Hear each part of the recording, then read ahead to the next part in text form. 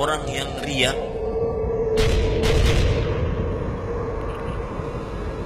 orang yang suka mengungkit-ungkit pemberian, orang yang suka ujub dengan amalnya. Perhatikan kata Allah Subhanahu wa taala, perumpamaan dia seperti perumpamaan batu yang bening, di atasnya ada pasir-pasir.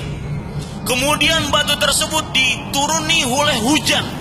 Akhirnya pasir yang ada di atas batu tersebut hilang, habis, bersih, putih, bening, seperti tidak ada pasir sedikit. Kata Imam Ibnu Hajar Al-Asqalani, riya itu adalah menampakkan ibadah supaya dilihat sama orang lain. Apa tujuannya? Agar dipuji. Itu definisi dari riya. Coba perhatikan sebuah hadis yang diriwayatkan oleh Imam Ibnu Khuzaimah. Rasulullah SAW pernah keluar menemui para sahabatnya, lalu beliau bersabda, "Wahai manusia, jauhi kalian dari syirik-syirik rahasia." Para sahabat bertanya, "Wahai Rasulullah, apa itu syirik rahasia?"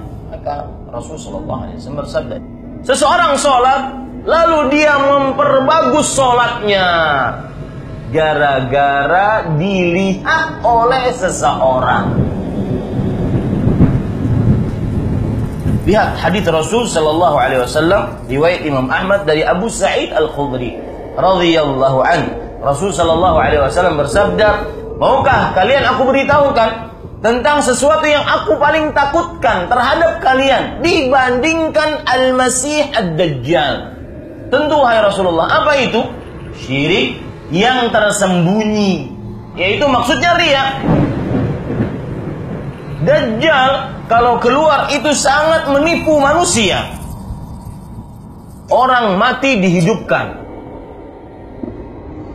turun hujan, daerah yang dia lewati semua apa yang ada di dalam bumi keluar. Artinya dia mendatangkan berkah menurut pandangan manusia. Fitnah, ujian yang paling besar adalah Dajjal. Tetapi ada sesuatu yang lebih ditakuti oleh Rasulullah SAW dibandingkan Dajjal. Ternyata riya. Rasulullah SAW berkata, Allah berfirman, artinya, aku zat yang sangat tidak membutuhkan sekutu. Barang siapa yang beramal dan dia mensyirikkanku di dalamnya, itu riya, maka aku tinggalkan dia dan amalnya. Diakui nggak diakui, kita itu manusia yang suka pujian. Ini yang menyebabkan kadang-kadang seseorang sulit untuk lepas dari riya. Jangan pernah tertipu dengan pujian manusia. Manusia cuma melihat zahirnya saja.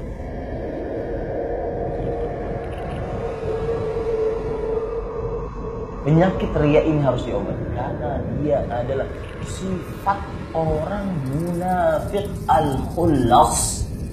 Sifat orang munafik yang benar-benar murni kemunafikannya.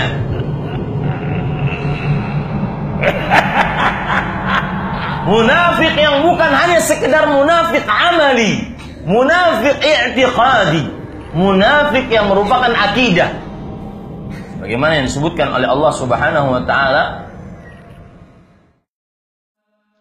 Innal munafiqina yukhadi'una Allah wa huwa khadi'uhum wa idza qamu ila as-salati qamu kusala yura'una an-nasa wa la yadhkuruna Allah illa qalila. pasti amalnya tidak maksimal, tidak memperhatikan kualitas, pasti asal terlihat, dan pasti terputus setelah tidak dilihat lagi oleh manusia. Orang yang istiqamah tanda ikhlas, yang tidak istiqamah tanda tidak ikhlas, pasti terputus. Karena kenapa? Karena tergantung penglihatan atau pujian manusia. Kalau tidak ada yang melihat, tidak ada yang memuji, putus amalnya. Dalam hadis riwayat Imam Ahmad, Rasulullah SAW berkata, Allah berfirman, ketika seluruh manusia diberikan pahala sesuai dengan amal ibadahnya, karena mereka beramal karena Allah, maka orang-orang yang riya, Allah berfirman kepada mereka, silakan kalian pergi kepada orang yang kalian riyai. Pergi ke sana. Apakah kalian akan mendapatkan pahala dari mereka? Nabi mengatakan, awwalu ma yuqda alaihi yaumal qiyamati thalatha. Yang pertama kali akan dihisab dan akan dilemparkan ke dalam api neraka ada 3 golongan. Yang pertama apa? Rajulun ustushhida, orang yang mati di kancah jihad. Lalu orang ini dihadapkan di hadapan Allah. Lalu Allah sebutkan nikmat-nikmatnya yang Allah berikan di dunia. Allah sebutkan nikmat Allah. Lalu apa yang dikatakan? Aku berperang di jalanmu sampai aku mati syahid. Apa kata Allah? Kadzabta, dusta, walakinnaka qatalta yuqal jari. Namun pada hakikatnya engkau berperang agar dikatakan pahlawan, faqadakil, dan gelar itu telah engkau dapatkan. Lalu Allah panggil malaikatnya. Lalu orang ini diseret dengan wajah yang ada di bawah sampai dilemparkan di dalam api neraka. Na'udzubillah min dzalik. Lalu orang yang kedua ini mempelajari ilmu agama, lalu mengajarkannya dan membaca Al-Quranul Karim. Lalu orang ini dihadapkan di hadapan Allah. Lalu Allah jelaskan nikmat-nikmat yang Allah berikan kepada dia. Untuk apa engkau gunakan nikmat tersebut? Dengan bangganya orang ini mengatakan, ta'allamtul ilma wa 'allamtuhu wa qara'tu fikal Quran. Aku mempelajari dan mengajarkan ilmu agama, membaca Al-Quran semata-mata untuk mencari ridhamu. Apa kata Allah? Kadzabta, dusta, bohong.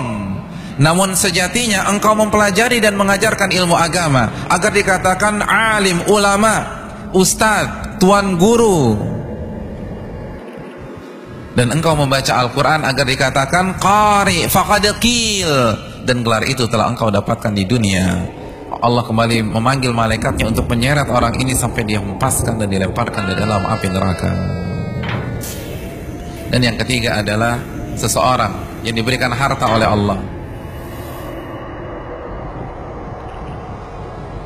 Orang ini mengatakan dengan bangganya, aku tidak pernah meninggalkan satu jalan kebaikan pun yang engkau ridhai, yang engkau cintai, kecuali aku dermakan hartaku di sana. Tidak ada satupun fakir miskin yang mengetuk pintu rumahnya kecuali ia berikan infak dan sedekah. Tidak ada satupun proposal yang mampir ke meja kerjanya kecuali ia bantu acara tersebut. Tidak ada satupun anak yatim yang membutuhkan uluran tangan kecuali dia menjadi orang tua asuh. Semua jalan kebaikan itu uangnya ada di sana. Lalu apa kata Allah? Kadzabta, dusta. Namun pada sejatinya engkau melakukan hal tersebut agar dikatakan cawat, agar dikatakan dermawan, faqadakil, dan gelar itu telah engkau dapatkan. Akhirnya Allah perintahkan kembali malaikatnya untuk melemparkan dia ke dalam siksa api neraka. Ini pelajaran menarik dari hadis tentang riya. Ini sebab kenapa kita harus mengobati penyakit riya. Maka pantas kalau Nabi kita Muhammad SAW senantiasa berdoa, meminta amalan mutaqabbala, amalan yang diterima. Kira-kira nih amalan kita diterima enggak?